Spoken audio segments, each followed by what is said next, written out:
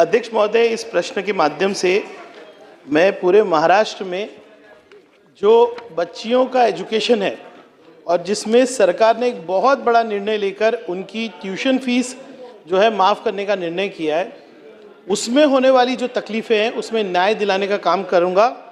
अध्यक्ष महोदय, सबसे पहले तो चंद्रकांत दादाजी का मैं धन्यवाद करूंगा कि जब भी कोई भी प्रश्न आता है जो बच्चियों का या बच्चों के एजुकेशन से संबंधित होता है, वो हमेशा बहुत ही सकारात्मक उत्तर देते हैं। लेकिन जो आपके डिपार्टमेंट ने उत्तर दिया है वो मैं उससे सहमत नहीं और खुश भी नहीं हूँ, क्योंकि बहुत सेंसिटिव प्रश्न है। मैं इसको 2-3 भाग में डिवाइड कर रहा हूँ। पहले तो आपने ट्यूशन फीस माफ़ की और आपने इस सभागृह में आप कहा कि अदर फीस जो है उसको भी आप रेगुलेट करने का काम करेंगे। अब मेरा अनुभव मैं आपको बताता हूँ कि आप कोई अगर कैंपस देखेंगे तो हॉस्टल और मेस की जो फीस है वो 50,000 से 5 लाख तक जाती है और अलग अलग कोर्सेज के लिए अलग अलग फीस होती है।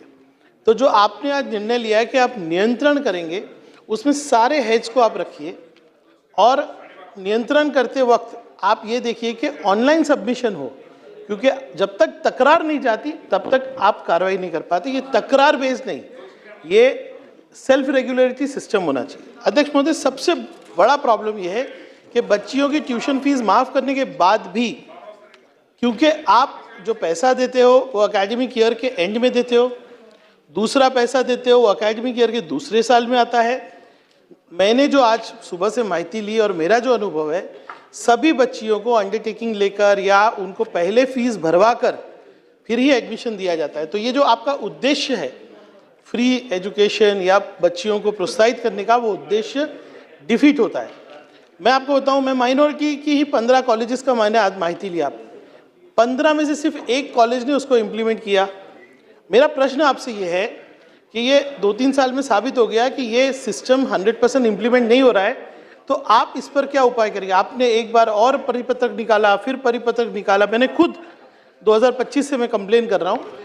मेरा प्रश्न ये है कि आप कितनी कॉलेजेस को आपने पेनलाइज किया और वो पेनल्टी क्या है और वो रिकवरी क्या हुई?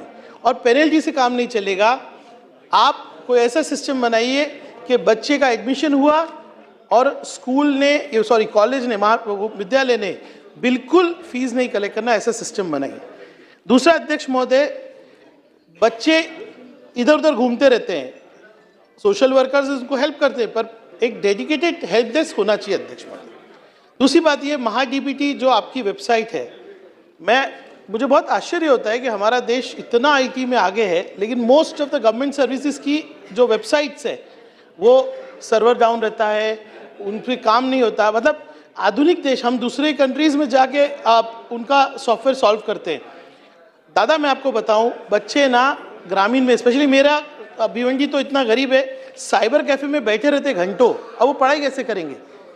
ये जो महाडीबीटी की वेबसाइट का प्रॉब्लम है उसको आप पूरी तरह सॉल्व कीजिए। दूसरा, एक आप बड़ा फनी बात है, अगर मैं स्कॉलरशिप के लिए अप्लाई कर रहा हूँ तो मेरे सारे सर्टिफिकेट वेरीफाइड है, लेकिन फिर भी वो रीवेरिफिकेशन के लिए जाता है। ये आप देखिए कि जो वेरिफिकेशन में 1-1 साल लग रहा है अध्यक्ष महोदय। दूसरा, इनकम सर्टिफिकेट मैं भी बनाने जाऊँ ना बिना दलाल के तो 1 महीना लगेगा। तहसील ऑफिस की हालत इतनी ख़राब है, आप हर काम कलेक्टर को दे देते हो। सेल्फ सर्टिफिकेशन परमिट कीजिए सर। आज एकदम अच्छा से इनकम सर्टिफिकेट बनता काय पे? मेरे लेटर पे, लोक प्रतिनिधि के लेटर पे। कोई इनकम टैक्स भरता नहीं है, गोर गरीब है, इनका सेल्फ सर्टिफिकेशन होना चाहिए, ये मैं कहना चाहता हूँ। दूसरा अध्यक्ष महोदय, मुद्दे तो बहुत है, लेकिन दादा इतने प्रश्नों का आप उत्तर दीजिए। और आज इसको सिंप्लीफिकेशन, यानी कि एक बच्चे को अगर हम स्कॉलरशिप दे रहे हैं तो उसको हार्डशिप नहीं देना चाहिए, उसको इतना सिंप्लीफाई करना चाहिए कि वो घर बैठे वो स्कॉलरशिप उसको पहुंचे। दादा इस उद्देश्य से, और अगर दादा ये नहीं सॉल्व होगा, आपके अधिकारियों पे आप छोड़ोगे ना, मैं उत्तर के में मानसिकता देख रहा हूँ। मेरा क्या कहना है कि 2-3 लोगों की एक कमेटी बना दीजिए, अच्छे लोग जो सोशल वर्क कर रहे हैं। मैं जानता हूँ कितने लोग सोशल वर्क के माध्यम से सबको मदद कर रहे हैं। इस प्रोसेस के लिए 2-3 जन की कमेटी बना दीजिए, ताकि उद्देश्य होना चाहिए उस बच्ची को वो बेनिफिट घर बैठे मिले। ये मेरे प्रश्न है। धन्यवाद।